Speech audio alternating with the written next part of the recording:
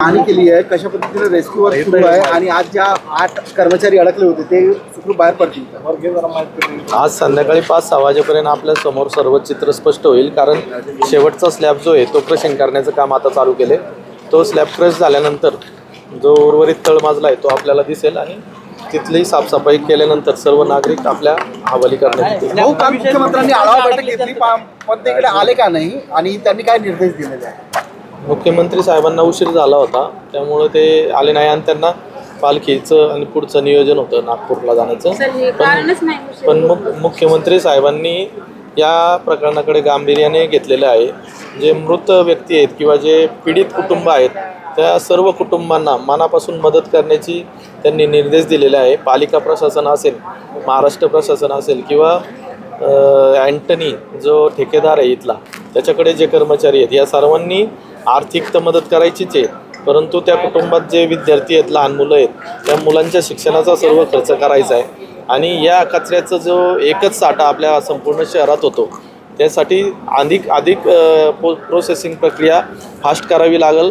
कारण शहर खूप मोठ्या प्रमाणावर वाढत आहे आणि पुढे अशा दुर्घटना घडू नये म्हणून बायो मायनिंग प्रोसेस असेल किंवा वेस्ट टू एनर्जी प्रोसेस असेल ही अत्याधुनिक करून या कचऱ्याची विल्हेवाट लावण्याची गरज आहे असे साहेबांनी सांगितले. कोण कोण एजन्सी किती लाख रुपये देणार आहे मृतकांच्या परिजनांना आणि त्याचबरोबर पहिला ह्या प्रश्न उत्तर अँटनी जे आहेत जे कॉन्ट्रॅक्टर ते 25 लाख रुपये प्रत्येकी देणार आहे.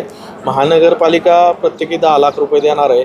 महाराष्ट्र शासन प्रत्येकी 5 लाख रुपये देणार आहे आणि अँटनी कॉन्ट्रॅक्टर या सर्व कुटुंबातील लहान मुलांच्या विद्यार्थ्यांचा शिक्षणाचा खर्च उचलणार आहे. भाऊ, जर लोकांनी अनधिकृत बांधकामं केली तर त्यावर महापालिका तातडीनं कारवाई करते, बुलडोजर चालवते. मात्र कचरा डेपोमध्ये या ठिकाणी अनधिकृत बांधकाम करण्यात आलेलं आहे.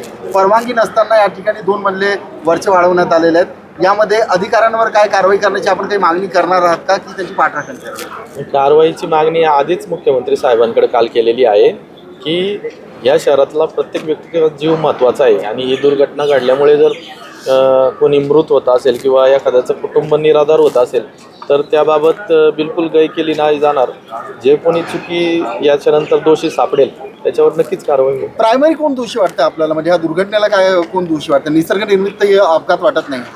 यासाठी सर्व बाबींचा खुलासा घ्यावा लागेल. सर्वप्रथम आज रेस्क्यू ऑपरेशन आपण पूर्ण करू, त्यानंतर या चौकशीची तयारी चालू होईल. भाऊ, चौकशी अहवाल यायला कित्येक दिवस लावतात, तोवर प्रकरण थंड होतं, लोक विसरतात.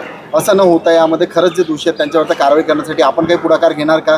कारण की शहरातील नागरिक जे आहेत ते तुमच्याकडे खूप अपेक्षेने पाहतात. अशा बाबतीत दुर्लक्ष होणार नाही आहे, कारण हा खूप गंभीर विषय आहे.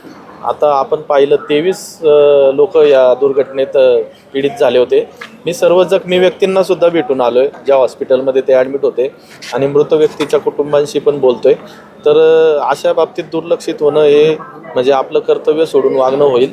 जे काही सत्य आमच्यासमोर बाहेर येईल त्यानुसार नक्कीच चांगली कारवाई करू. रेस्क्यू कामामध्ये जरा काय झालं असं निर्देश दिले म्हटलं. होते की प्लॅन्ट धोकादायक आहे, इथे मिथेन वायू येतोय, तर ह्याच्यावर 1.5 वर्ष झालं आपल्याकडनं दुर्लक्ष केलं जातंय. तर कशा पद्धतीने प्रशासन काम करतंय?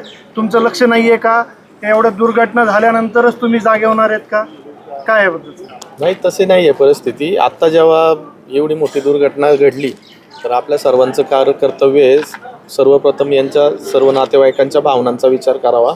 त्या नागरिकांना आपण बाहेर काढू, परंतु याच्यात कुणालाही माफी दिली जाणार नाही.